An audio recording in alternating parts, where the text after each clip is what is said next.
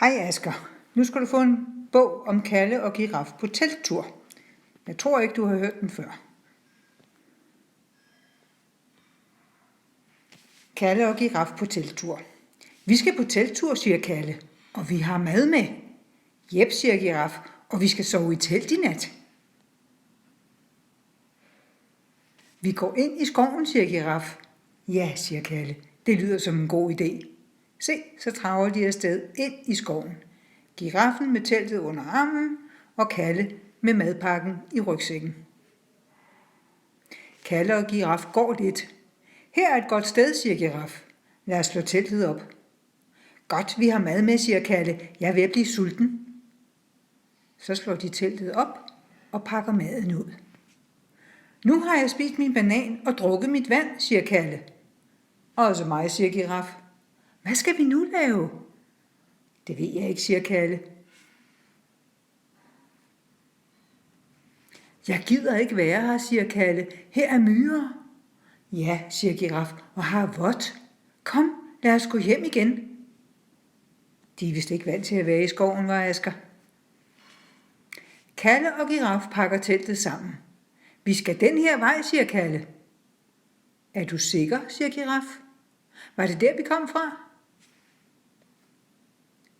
Jeg tror, vi skal den anden vej, siger Giraf. Tror du, siger Kalle. Jeg kan ikke huske det.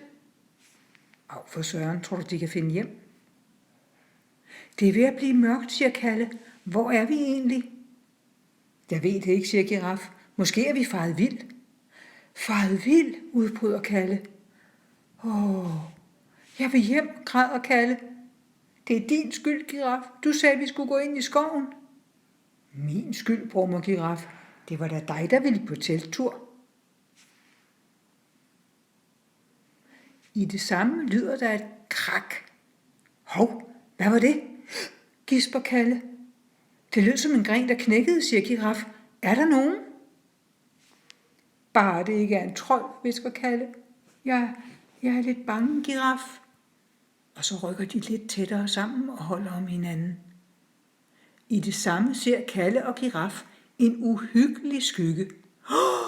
Hvad er det, råber Giraf. Det er trolden, skriger Kalle. Hjælp! Tror du også, det er en trold, Asger? Hejsa, siger Bjørn. Godt, jeg fandt jer.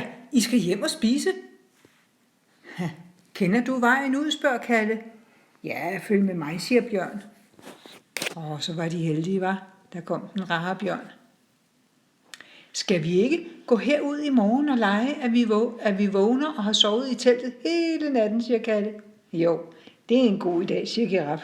Vi kan tage morgenmad med. Nå, de turde ikke rigtig sove ude i skoven, men de ville alligevel gerne være på telttur, var? En anden gang, Asger, så kan vi læse Kalles Bold, eller Superkalle, eller Kalles Båd. Dem har jeg i hvert fald, så dem kan jeg læse for dig. Så nu må du have det godt, og hils de andre. Hej.